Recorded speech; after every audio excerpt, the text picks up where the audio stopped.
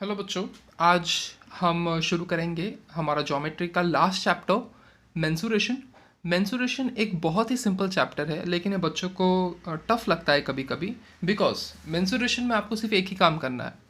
सबसे पहले सारे फार्मूलाज जो यहाँ पे दिए गए हैं पेज नंबर 140 पे, जितने भी फार्मूलाज है 140 एंड 141 पे, सबसे पहले मेंसुरेशन चैप्टर स्टार्ट करने से पहले इन फार्मूला को याद कर लीजिए। अगर आपको ये फार्मूला आता है तो कोई भी सम आप कर सकते हो, अगर फार्मूला नहीं आता है तो सम तो आप स्टार्ट भी नहीं कर पाएंगे। The main motto of mensuration is सारे फार्मूलाज याद करिए।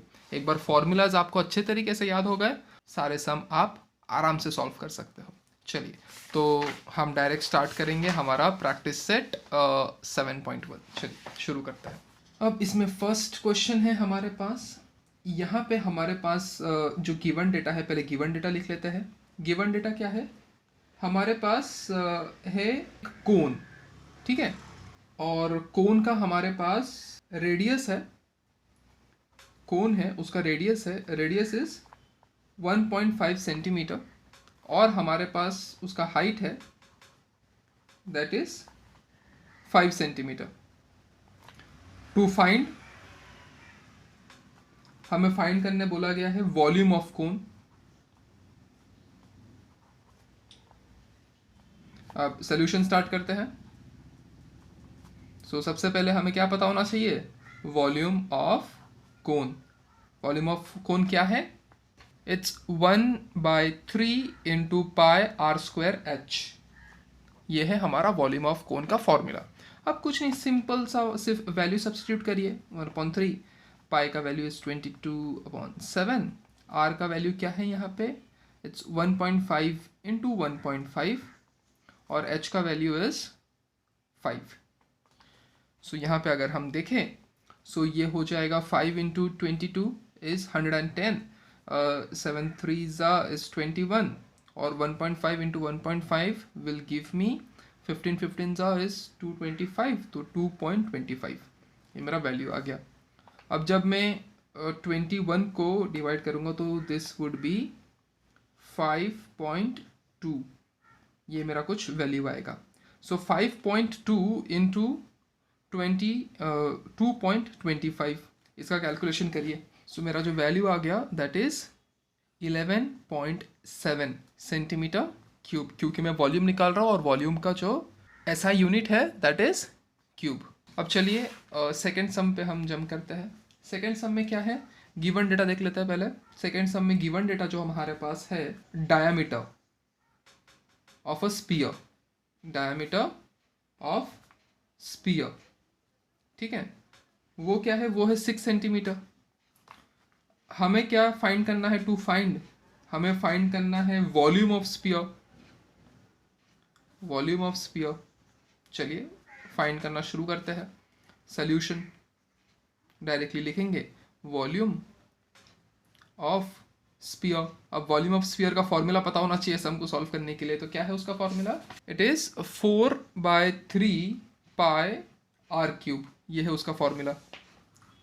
अब हमें आर चाहिए, हमारे पास डायमीटर है, आर तो नहीं है, लेकिन हमको पता है रेडियस क्या होता है? डायमीटर का हाफ, तो हम वही करेंगे यहाँ पे, वो होता है डायमीटर का हाफ। 6 का हाफ क्या होगा?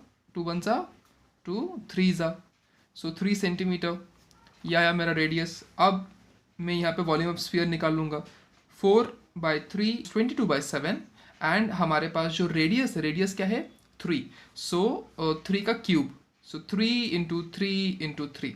तो चलिए एक 3 से तो यहाँ पे सामने ही कट गया, ठीक है, 1 हो गया। फिर यहाँ पे हो जाएगा this would be 22 into 4 is 88, 3 3 the value is 9, 3 3 9 upon 7। अभी 88 इंटू 9 करिए, चलिए वो भी कर ही लेते हैं हम आपके सामने। तो ये आ गया मेरा 792 अपॉन 7। तो अभी 792 अपॉन 7 डिवीजन भी कर ही लेते हैं, दिस इज 1। मेरा जो वैल्यू आ जाएगा that would be 113.1 centimetre cube. ये आ गया मेरा वॉल्यूम ऑफ स्पीयर। हमें बस इसमें थोड़ा सा कैलकुलेशन करना है, दैट्स इट। अगर आपको एक बार फॉर्मूला पता है, फॉर्मूला इंपॉर्टेंट है, फॉर्मूला पता है, सम इजीली सॉल्व होगा। चलिए अब हम देखेंगे थर्ड सम को। थर्ड सम में हमारे पास गिवन डेटा क्या है? हमारे पास गिवन डेटा है सिलेंडर का, ठीक है, ये इंपॉर्टेंट है। सिलेंडर का क्या है हमारे पास? We have radius is 5 centimetre और हमारे पास हाइट है, हाइट इज 40 सेंटीमीटर, ठीक है। टू फाइंड, हमें फाइंड क्या करना है यहाँ पे? We have to find the total surface area of cylinder, total surface area of cylinder, ठीक है, हमें ये फाइंड करना है। तो चलिए सोल्यूशन शुरू करते हैं। Very simple solution. सबसे पहले लिखेंगे total surface area of cylinder. अब इसका फॉर्मूला क्या है? इसका फॉर्मूला है 2 पाई r bracket r plus h, ये हमारा फॉर्मूला है। सो अभी हम डायरेक्टली बस फॉर्मूला सब्स्टिट्यूट करिए। 2 इंटू 22/7 इंटू r क्या है हमारे पास? 5, r plus h is 5 plus 40, सो ये क्या हो जाएगा? दिस वुड बी 2 5 10 अपॉन 22/7 और ये अंदर हो जाएगा 45। सो 7 से 45 को डिवाइड कर देते हैं पहले हम यहाँ पे, तो मैं यहाँ पे लिख लेता हूँ इट इज़ 6.4। सो ये क्या हो गया? This is 220 into 6.4। तो चलिए वो भी हम यहाँ पे मल्टीप्लाई कर लेते हैं। सो हमारे पास वैल्यू क्या आ गया? 1408 सेंटीमीटर स्क्वायर, ये हमारे पास आ गया वैल्यू। अब देखिए कभी कभी आंसर जो है वो एक्यूरेटली मैच नहीं करेगा, लेकिन हमें प्रिसाइज आंसर नहीं चाहिए, हमें नियरनेस चाहिए। आंसर हमारा जो फाइनल आंसर है जो टेक्स्ट बुक में है उससे कितना क्लोज हम मैच कर सकते हैं, क्योंकि जब आप इतना बड़ा कैलकुलेशन करते हैं तो नंबर्स ऊपर नीचे थोड़ा हो सकता है। और जैसे कि यहाँ पे मैं इसको आगे और भी डिवाइड कर सकता था, लेकिन मैंने 6.4 तक ही रखा। तो 6.4 के अगर मैं आगे डिवाइड करूँ तो मेरा वैल्यू और क्लोज आ जाएगा। But it is the closeness of the value, preciseness नहीं भी होगा तो भी आपको मार्क्स मिलेंगे। अब हम चलेंगे हमारे फोर्थ सम पे। फोर्थ सम में हमारे पास गिवन डेटा क्या है? गिवन डेटा लिख लेते हैं।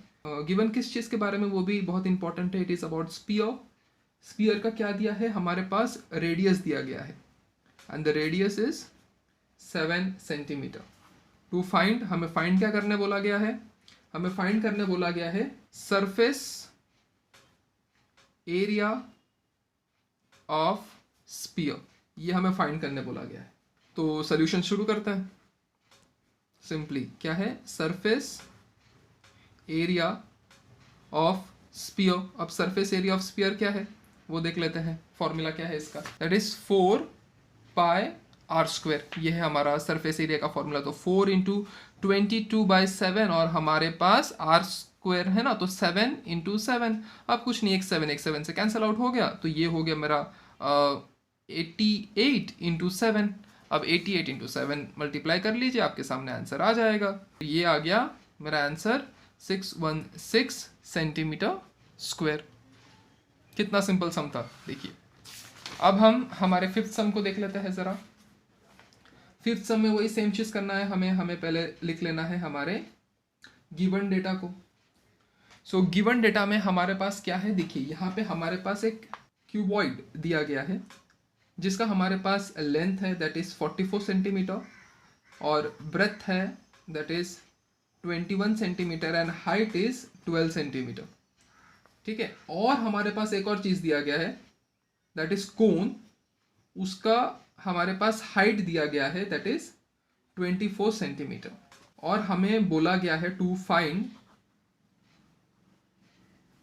Radius of cone. Radius of cone हमें फाइंड करने के लिए बोला गया है। तो चलिए सोल्यूशन शुरू करते हैं। हमें कंपेयर करना है क्यूबॉइड को और कोन को, तो हम कंपेयर करेंगे volume of cuboid is equal to the volume of cone. अब यहाँ पे वॉल्यूम ऑफ क्यूबॉइड क्या है वो लिख लेते हैं। Volume of cuboid is L into b into h and volume of cone क्या है? Volume of cone is 1/3 pi r square h। अब कुछ नहीं करना है, हम पहले वैल्यूज इनके लिख लेते हैं। तो क्यूबॉइड का लेंथ क्या है 44, ब्रेथ क्या है 21 और हाइट क्या है 12 इंटू 1/3 और यहाँ पे लिख लेते हैं 22/7। और हमारा रेडियस क्या है, रेडियस तो हमें फाइंड करना है, और हमारा हाइट क्या है दैट इज़ 24। अब अगर हम यहाँ पे ज़रा गौर करें तो हम क्या करते हैं, हम यहाँ पे 3 और 7 को ऊपर भेज देते हैं और 22 एंड 24 को नीचे भेज देते हैं। कैसे, 44 इंटू 21 इंटू 12 यहाँ पे लिख देता है, ये ऊपर चला जाएगा क्योंकि ये नीचे है, तो दिस इज़ 3 और ये 7, और ये ऊपर 22 एंड 24 है तो वो नीचे आ जाएंगे, 22 एंड 24 नीचे आ जाएंगे, in is equal to r square. अभी हमें आर स्क्वायर का वैल्यू निकालना है, तो अभी कुछ नहीं करना है, डायरेक्टली सिंपली कट करिए। 22 1 ज़ा 22, 22 2 ज़ा 44, ठीक है, ये आ गया। फिर आप यहाँ पे लिख सकते हैं 3 1 ज़ा 3, 3 8 ज़ा 24, ये हो गया। अब यहाँ पे 2 1 ज़ा 2, 2 4 ज़ा 8, ये हो गया। अब यहाँ पे आप बोल सकते हो 4 1 ज़ा 4, 4 3 ज़ा, ठीक है, 12। सो यहाँ पे मेरे पास वैल्यू क्या आ गया, दैट इज 22 इंटू 3 इंटू 7। यहाँ पे मेरे पास वैल्यू क्या आ गया, 21 into 3 into 7, 21 into 3 into 7। So इसको मैं 21 इंटू 21 भी लिख सकता हूँ, is equal to r square. So अभी आर स्क्वायर, इसके ऊपर मैं स्क्वेयरिंग कर देता हूँ, तो 21 इंटू 21, सो रूट के बाहर क्या आ जाएगा, दैट वुड बी 21 सेंटीमीटर। ये आ गया मेरा वैल्यू। 6 सम में हमारे पास गिवन डेटा क्या है, पहले वो लिख लेते हैं। सो हमारे पास यहाँ पे 2 गिवन डेटा है। पहला है हमारे पास कोन का गिवन डेटा है। उसमें क्या है हमारे पास हाइट है दैट इज 10 सेंटीमीटर और हमारे पास रेडियस है दैट इज 3.5 सेंटीमीटर, और हमारे पास है सिलेंडर, ये हमारे पास अवेलेबल है डेटा। सिलेंडर का क्या है, सिलेंडर का हमारे पास हाइट है दैट इज 10 सेंटीमीटर और रेडियस है that is 7 centimetre. To find क्या करने बोला है, how many jugs of water can the cylindrical pot hold। अब ये देखने के लिए आपको एक बार डायग्राम देखना पड़ेगा समझने के लिए। यहाँ पे देखिए, ये हमारे पास एक जग है और ये हमारे पास एक सिलेंडर है। क्वेश्चन ये पूछा गया है कि इसमें अगर हम पानी पोर करें कोनिकल जग में और उस पानी को अगर हम सिलेंडर में डालें तो कितना कोन ऑफ पानी इस सिलेंडर को फिल करने में लगेगा। सो ये हमारे लिए क्वेश्चन है कि how many jugs of water can the cylindrical pot hold. So चलिए सोल्यूशन पे आ जाते हैं। सिंपल सा सोल्यूशन है। इसमें क्या है, वॉल्यूम ऑफ सिलेंडर, जो हमारा सिलेंडर का वॉल्यूम है